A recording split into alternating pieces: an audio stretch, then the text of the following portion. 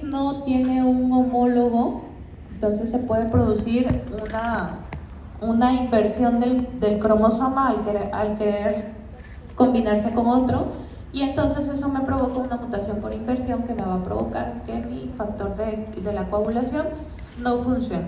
Puede ser factor 8 en el caso de la hemofilia A o factor 9 en el caso de la hemofilia B, aunque los dos se encuentran en cromosoma X, entonces los dos están ligados a X. Y la característica esencial de la hemofilia, como no tengo factor de coagulación, no puedo formar fibrina, son los sangrados. Sobre todo los sangrados que son profundos, los sangrados de articulaciones y de músculos. Les mencionaba yo en las clases pasadas, es importante tener el diagnóstico, tener identificadas a las portadoras y hacer el diagnóstico desde el embarazo, porque si un niño tiene hemofilia, entonces lo ideal sería que no tenga traumatismos al momento de trabajo de parto, y también decíamos que la severidad va a depender del tamaño de la mutación del factor. Si está muy mutado, muy disfuncional, vamos a producir muy poquito factor y ese niño desde el nacimiento va a presentar sangrados de repetición. Mientras que si no tenemos una mutación tan significativa, la enfermedad puede ser tan leve que no se diagnostique hasta que ese niño, o más bien adolescente o a veces hasta adulto, tiene una caída, un accidente grave, y entonces ahí es donde se ve el sangrado más profuso de lo normal. Entonces, el tratamiento de esta enfermedad, el habitual es dar el factor 8, que es este factor 8 antes. Bueno, y este es un buen ejemplo de ya varias cosas que vimos. ¿Dónde se encuentran los factores de coagulación? No, o sea, sí, se producen gracias a la información en cromosoma X, pero ¿dónde se encuentran? En la sangre, ¿qué parte?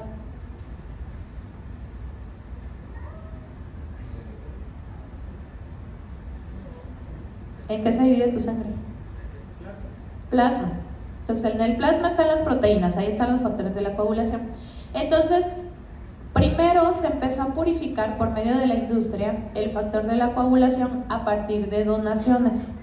Bueno, no donaciones, era gente que les pagaban por ir a donar su plasma, y a partir de ahí se purificaba el factor 8 y el factor 9 de la coagulación. Ahora, más o menos por ahí de los 80, que se usaban mucho de estos factores de la coagulación derivados de donaciones, es cuando es el boom de VIH. Y entonces, ¿qué pasa? Que muchos pacientes que eran niños o eran jóvenes a esa edad, actualmente de unos 50, 60 años, tienen hemofilia más VIH o hepatitis B, C. Entonces, obviamente cambiaron a partir de ahí muchas de las normativas en cuanto a la donación de sangre, pero como una alternativa de un factor de coagulación más segura, que creen que se hizo de lo que ya vieron ustedes en genética.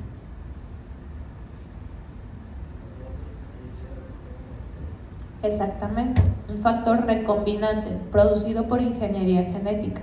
Actualmente, de hecho es ley porque ellos se organizan bastante bien, entonces ellos metieron una iniciativa de ley para que todo el medicamento que por seguridad social se les compre sea un 90% de factores de terapia génica recombinantes, o sea que no hubo ningún donador que pueda pasarles algo. Generalmente es bacterias más por inmunogenicidad, o sea, porque puede haber alguna reacción de generación de anticuerpos. Entonces, todo está producido de forma ingeniería genética, o por lo menos la mayor parte de los que actualmente se usan. Y entonces, el problema de estar poniendo medicamento de este tipo es que es gente en sus formas graves que se pone de 1 a 3 veces por semana, se inyecta medicamento. Entonces, el siguiente paso en el tratamiento, ¿cuál crees que es?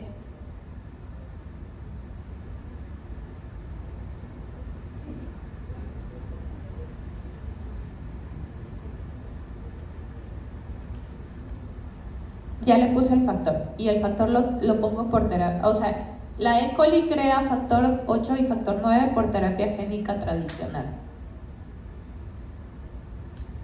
¿Cuál es el siguiente paso?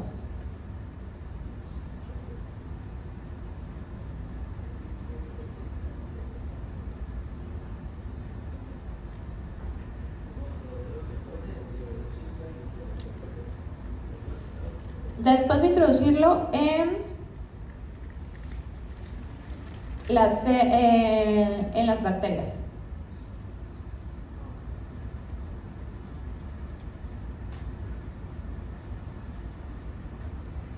Bueno, pueden preguntarle a su IA de confianza cuál es el medicamento más caro del mundo.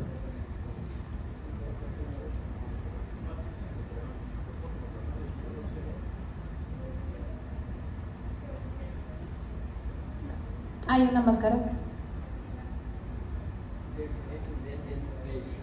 Hemgenix, ¿qué es?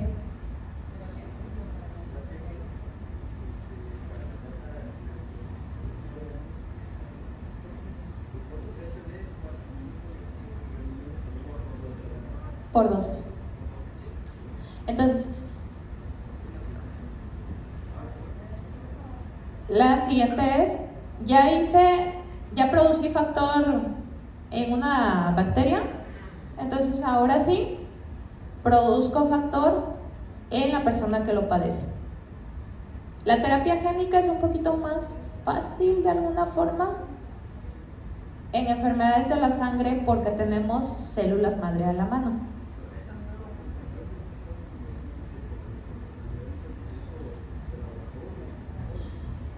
Todas las farmacéuticas te cobran sus años de investigación invertidos. Entonces, por ley, cuando una farmacéutica descubre o patenta un nuevo medicamento, mantiene la patente dependiendo de lo que le haya costado por un periodo de tiempo que normalmente va de los 10 a los 15 años. Después de eso, ya puede venir otras farmacéuticas a hacerte medicamentos que tengan el mismo compuesto activo. No se comparte como tal el excipiente, o sea, lo que lo acompaña no se comparte, entonces el mismo compuesto activo nada más, o sea, comparte la fórmula del compuesto activo. Pero en esos 10-15 años es el tiempo que tiene la farmacéutica para recuperar la inversión. Sí, entonces sí hay mucho de problema con regulación de precios, pero básicamente se justifica por lo que se haya invertido en el descubrimiento. Entonces, Hemgenix es una de las terapias. Sí. Sí, pero sería una cuestión de hacerlo personalizado, o sea, no de hacer una terapia genérica para todo. No como un medicamento hasta ahora.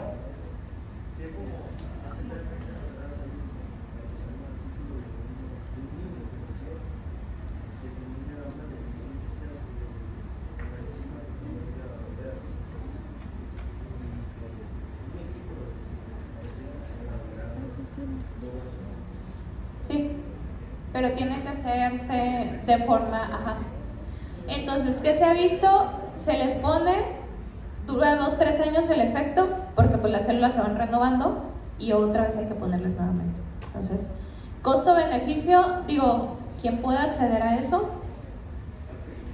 pero pues lo va a tener que estar repitiendo la inversión cada 3 años. Que gana no depender de estarse inyectando cada 3 días.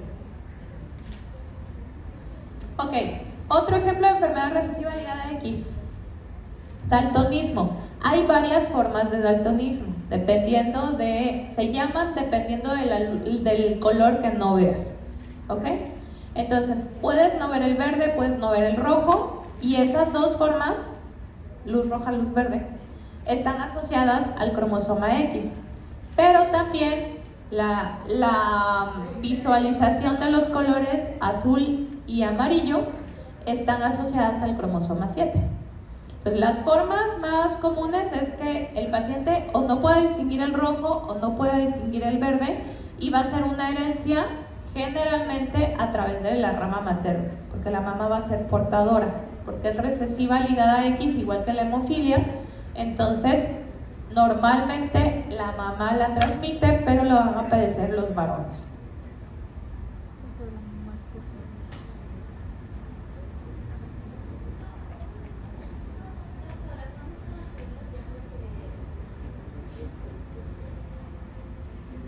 Ok, entonces ahí tendremos un ejemplo de cómo ve una persona con el gen, se llama opsonina, con mutaciones en el gen de opsonina por defecto en la visión de ciertos colores. Y tenemos deuteranopía, que no puede distinguir correctamente el verde, protanopía, que no puede distinguir el rojo. Son las formas, estas dos son las formas más comunes de la enfermedad, normalmente ligadas a sexo, y la tritanopía, que no puede ver azules y amarillos, pero es producida por un defecto autosómico. Al final, todos los defectos se llaman daltonismo. ¿Cuál? No, ¿cuál es la forma de diagnosticarlo?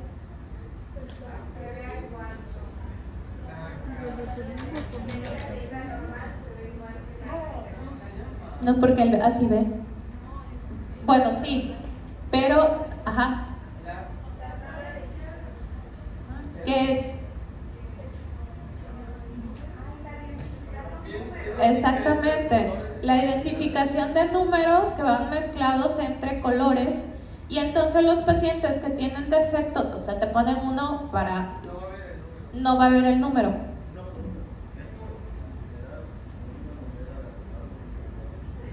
Sí, existen lentes especiales para intensificar los colores que normalmente no captas bien. Estas pruebas, ¿cuándo se realizan?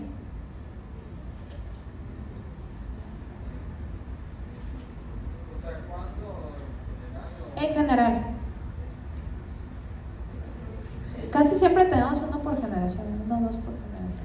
No pregunto, pero sí, siempre hay. Es común. ¿Ah?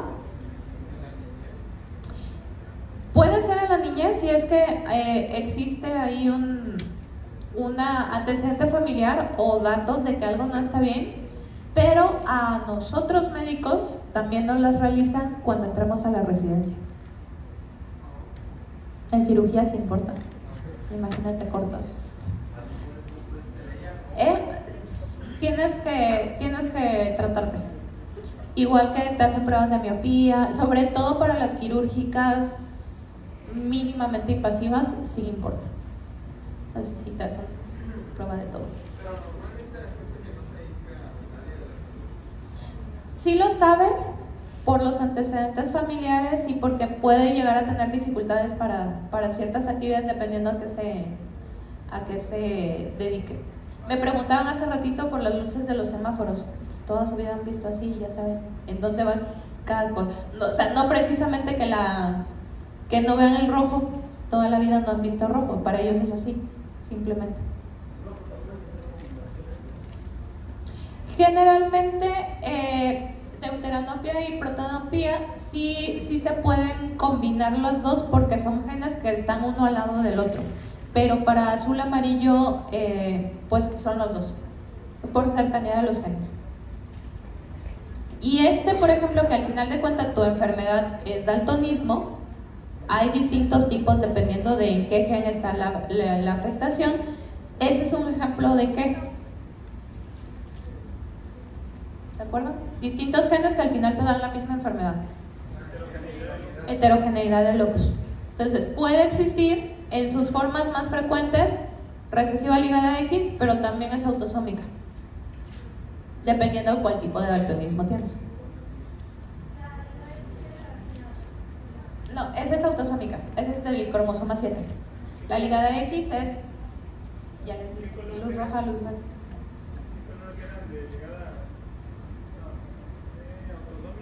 Autosómicas son azul y amarillo.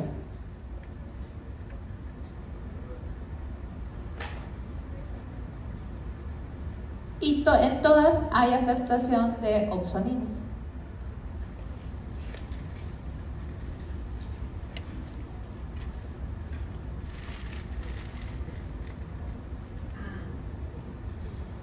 Otra enfermedad, Charcot-Marie-Tooth, es otro ejemplo de heterogeneidad de locus. Es una enfermedad para la que se han detectado por lo menos 100 mutaciones que puede estar en distintos genes, pero al final el producto afectado me va a producir una enfermedad que es neurodegenerativa, que va a empezar en forma ascendente de miembros inferiores hacia arriba con progresión lenta y deterioro de los músculos de las piernas. No me acuerdo cómo se llama la forma botella de... Tiene una forma. La atrofia que empieza a haber en las extremidades inferiores, no es cuello de botella, no me acuerdo, se los debo. Y se empieza a consumir masa muscular, empieza a haber degeneración de mielina y también se extiende luego a los brazos, un poco parecido a la progresión de Guillain-Barré. Se agrega ataxia y temblores. Y una vez en ascendente también puede haber sordera por afectación nerviosa. Ahora, esta sí, la forma más común es autosómico dominante por defectos en conexina, pero hay muchos tipos de enfermedad de Charcot-Marie-Tooth. Al final de cuentas, una enfermedad neurodegenerativa ascendente de forma hereditaria, pero también la hay de forma autosómica dominante y de forma autosómica recesiva. La más común va a ser dominante ligada a X. Y entonces, como otras enfermedades que pueden darse por muchos cromosomas, tenemos varias clasificaciones.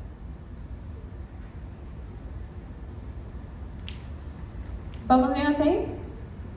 Nos vemos mañana. Ya son las 2 horas.